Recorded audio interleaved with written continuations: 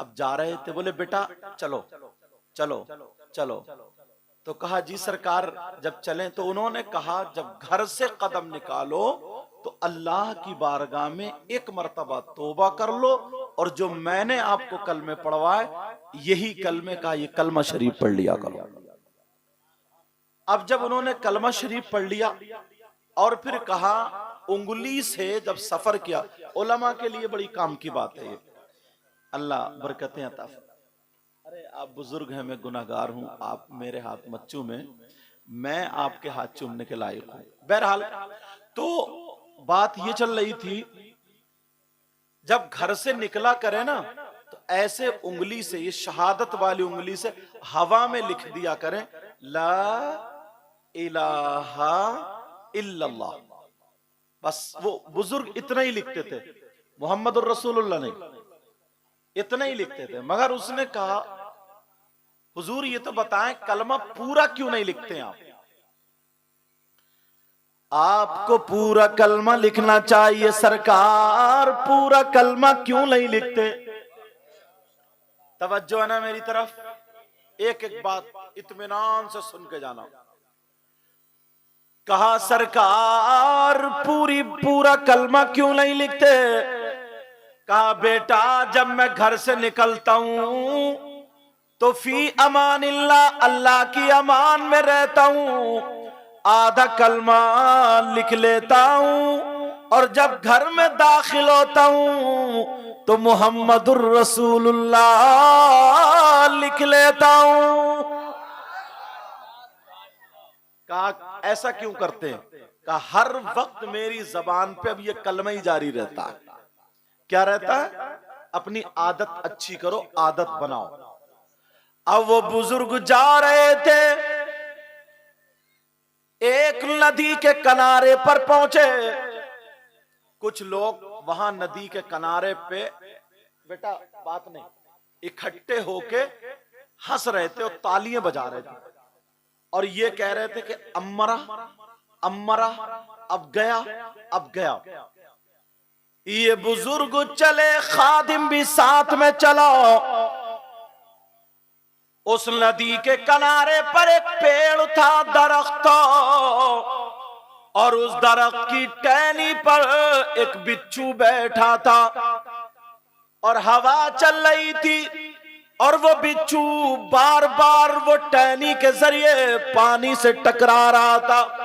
लोग कह रहे थे अब गिरा नदी में कौन बचाएगा, अम्मरा अम्मरा। मगर बिच्छू दुआएं कर रहा होगा, मौला परवरदिगार कोई ऐसा बंदा भेज दे जो मेरी मदद कर दे, कोई इंसान भेज दे जिसमें इंसानियत हो। जबकि इंसान खड़े थे, वो इंसान थे, मगर हंस रहे थे, इंतजार कर रहे थे। अब डूबा, अब मरा, अब खत्म, अब गया। इतने में ये बुजुर्ग पहुंच गए, ये अल्लाह वाले पहुंच गए। जैसे ही अल्लाह वाले पहुंचे, उन बुजुर्ग ने देखा कि ये बिच्छू डूब रहा है। इल्मे इंसानियत थी, रहम था दिल में। इन्हें ख्याल आया ये अपने कपड़ों समेत पानी में घुस गए। जैसे ही बिच्छू पानी में गिरा और बिच्छू डूबने लगा, गोते खाने लगा, ये अल्लाह वाले पानी में घुस गए, और वहां पर जा करके उन्होंने पानी के अंदर से हाथ डाला और बिच्छू को अपनी हथेली पे उठा लिया। सुभान अल्लाह, सुभान अल्लाह। अब जैसे ही बिच्छू को हथेली पे उठाया, मगर बिच्छू भी अपनी बात कहां है, बिच्छू ने भी उठ करके उन्हीं की हथेली पे डंक मार दिया। वो अपनी फितरत से बाज नहीं आया, मगर ये अल्लाह वाले अपनी फितरत, कहना अच्छा नहीं लग रहा, अपनी अच्छी आदत से बाज नहीं आए। ये जुमला बोलूंगा, अगर फितरत निकल जाए तो मेरा वो जुमला समझना आप। बिच्छू अपनी फितरत से बाज नहीं आया, अल्लाह वाले जान बचा रहे हैं और ये उन्हीं को डंक मार रहा है। अपने गिरबान में सिर्फ मेरी ये तकरीर लेके जाना, एक मर्तबा सोचना, अपने सामने इन बातों को खड़ा करना और अपने गिरेबान में झांकना, हमारे अंदर इंसानियत कितनी है कि हम सुबह से शाम तक कितने लोगों की मदद कर देते हैं और कितने लोगों के डंक मारते हैं। मुझे आपका पता नहीं, आपको मेरा पता नहीं। मुझे तो ये समझ रहा हूं ना, बहुत अच्छा हूं, कुर्सी पे बैठो, पता नहीं अल्लाह ताला, बस दुआ करो, पता नहीं कोई सजदा भी कबूल हो रहा है या नहीं हो रहा, उसकी रहमत के भरोसे हम सजदे किए जा रहे हैं और सारे काम किए जा रहे हैं। तवज्जो है ना। अब वो बिच्छू ने डंक मार दिया तो तकलीफ तो हुई, हाथ पकड़ लिया, सारे लोग हंसने लगे, मजाक बनाने लगे। ओ मौलाना साहब, ओ पीर साहब, और जाओ बचाने के लिए, और जाओ जरा बचाने के लिए, इसने आप ही को डंक मार दिया, टिट्टे मार रहे हैं। इन्होंने उस बिच्छू को टहनी पे बिठा दिया और हाथ पकड़ के फिर वापस आ गए। जैसे ही आए फिर हवा का झोंका चला, फिर बिच्छू गिर गया। अब जब गिरा सारे लोग बोले अब कौन बचाएगा, तो मौलाना साहब को भी तूने काट लिया, अब तो तूने हजरत के काट।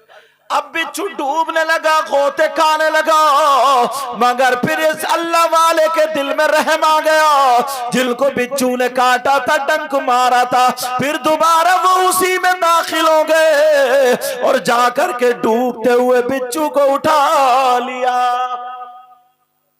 दूसरी मर्तबा बिच्छू फिर नहीं माना, फिर डंक मार दिया। अजी किताब में आता 3 मर्तबा उन्होंने बिच्छू को बचाया और उसने 3 मर्तबा बिच्छू को काटा। बिच्छू ने उनको 3 मर्तबा डंक मारा। तवज्जो है ना मेरी तरफ। वो कितना अच्छा काम कर रहा है और ये कितना अच्छा काम कर रहा है। क्यों? उसकी आदत थी डंक मारना, इनकी आदत थी लोगों के साथ हमदर्दी करना। अब तुम्हें कौन सी आदत बनानी है वो आपको फैसला करना पड़ेगा। कोई भी आज कल सिर्फ हम जबान से ही तकरीर कर सकते हैं। किससे कर सकते हैं बोलो? जबान से। हम आपकी गर्दन पकड़ के, गिरेबान पकड़ के मस्जिद में नहीं ले जा सकते। तवज्जो रखना। अब वो बिच्छू ने 3 मर्तबा जब डंक मार दिया, फिर काटा, डंक मारा, चले आए। मुरीद को गुस्सा आ गया। मुरीद को गुस्सा, कहने लगा सरकार, पकड़ लिया उसने पांव, सरकार बस मुझे 2 मिनट दे दे। क्यों? का इस बिच्छू को अभी तिया पांचा कर दूंगा, इस बिच्छू के टुकड़े। बोले अजीब आदमी है, मैं बचाने जा रहा हूं और तू मारने की बात कर रहा है। मुरीद था, गुस्सा आ गया, कहा सरकार 2 मिनट दे दे, चप्पले इतनी मारूंगा इस कम वक्त की, क्योंकि इसने जो था ना हजरत बचा रहे और आप ही को डंक मार दिया। मगर उस अल्लाह वाले ने क्या जुमला बोला था वो मैं आपको बोल के जाऊंगा ना, खुदा की कसम जिंदगी भर इन कमेटी वालों को दुआएं दोगे कि हाँ जलसा किया था और हमें किसी ने नसीहत की थी। समझ में आ रही बात? अब जरा सुनो, कहने लगा सरकार जरा मुझे 2 मिनट दे दे, 2 मिनट दे दे। ये मुस्कुराए का बेटा उठ जा, अभी तू कामिल नहीं हुआ है।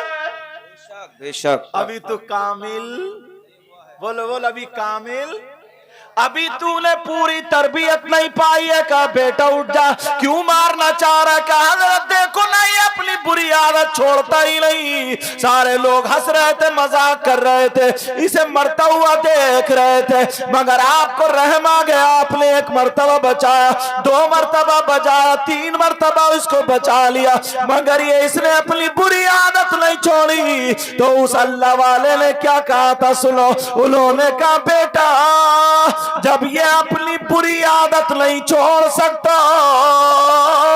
तो फिर मैं अपनी अच्छी आदत कैसे छोड़ दूं?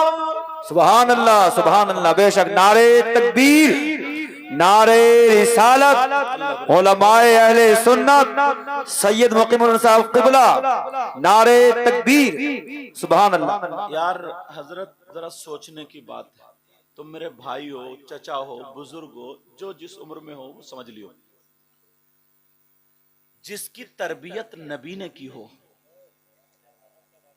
जिसकी सहाबी कौन होता है? सहाबी वो नहीं होता जो बुखारी शरीफ पढ़ ले। तवज्जो रखना उलमा, मैं थोड़ा नीचे से बुनियाद बना के लाऊंगा। अच्छा, सहाबी वो नहीं होता जो फजीलत की डिग्री हासिल कर ले, कुरान शरीफ हिफ्ज कर ले। सहाबी कौन होता है? सहाबी वो होता है जिसने ईमान की हालत में, होशो हवास में, अपने माथे की आंखों से आका अलैहिस्सलातु व सलाम को देखा हो और उसका खात्मा ईमान पर ही हुआ हुआ।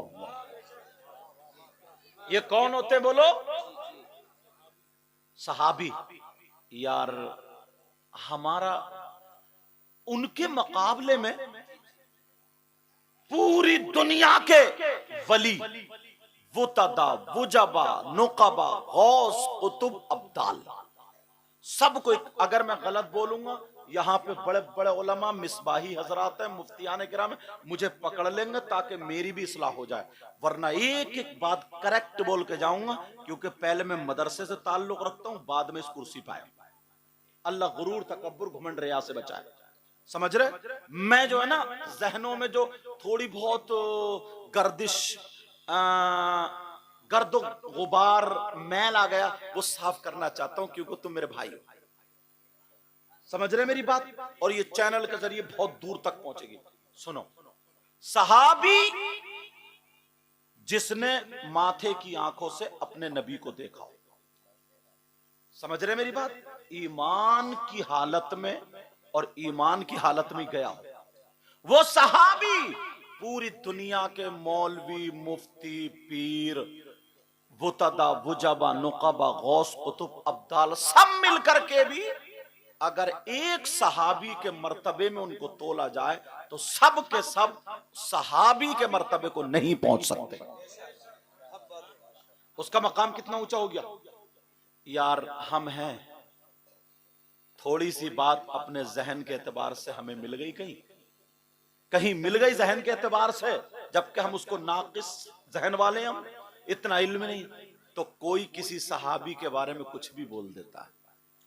अल्लाह के वास्ते, रसूलुल्लाह के वास्ते यार, जिससे मेरे नबी राजी हो और वो नबी से राजी हो और तुम या हम उनके बारे में उंगली उठाएं, तो बताओ ईमान का खतरा है कि नहीं?